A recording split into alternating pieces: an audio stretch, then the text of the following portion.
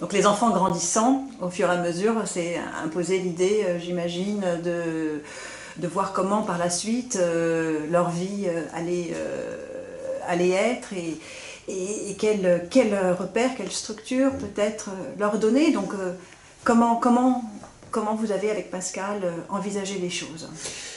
En fait, de manière à la fois extrêmement simple et extrêmement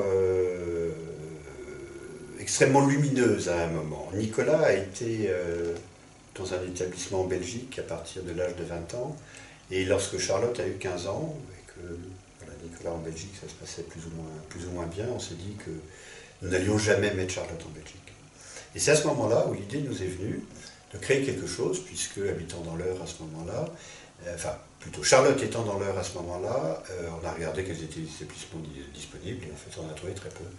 Donc on s'est dit qu'on allait créer notre propre maison, sans du tout se rendre compte de ce que ça voulait dire dans la réalité, puisque nous avons eu plusieurs projets qui n'ont pas fonctionné avant d'avoir cette belle réalisation qu'est Maison Harmonia, donc créée et conceptualisée dans son ensemble par Pascal et moi, et mise en œuvre voilà, avec la société philanthropique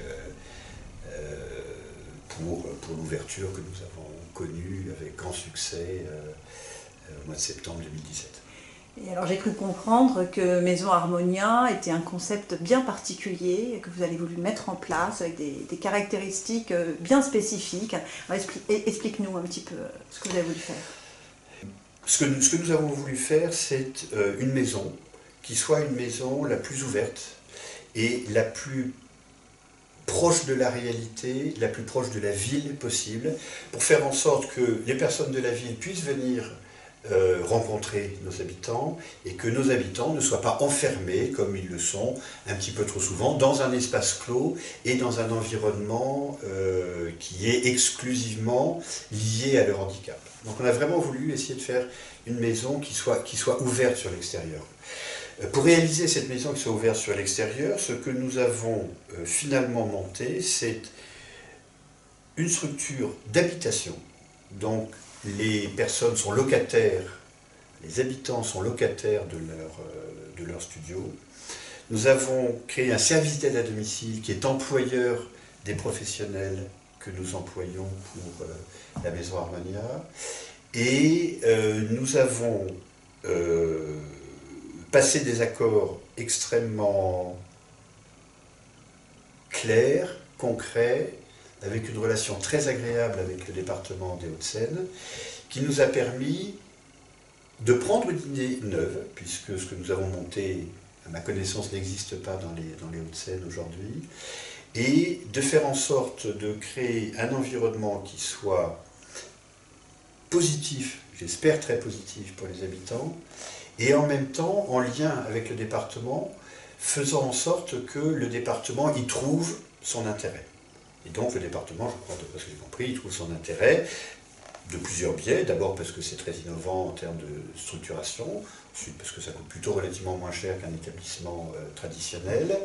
Et puis il règne, et le département nous l'a bien dit, et nous le voyons bien, une ambiance dans cette maison qui est assez particulière, très bonne, différente de celle qu'on peut rencontrer dans un établissement médico-social, et qui est liée, me semble-t-il, à l'environnement que nous avons pu mettre en œuvre avec les professionnels que je citais, mais aussi avec 4 volontaires du service civique, 4 jeunes qui sont absolument adorables et qui sont véritablement présents au quotidien dans l'environnement des jeunes et de nos habitants, et puis une quarantaine de bénévoles réguliers qui viennent apporter au quotidien leurs compétences, l'ouverture sur l'extérieur, leur capacité à faire autre chose avec des personnes qui sont autres, qui sont différentes.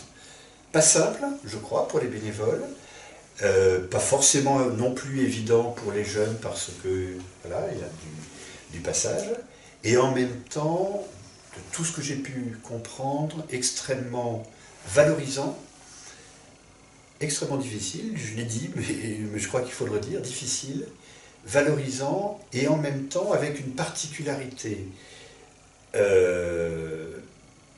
tout à fait spécifique qui est celle de la notion de résultat.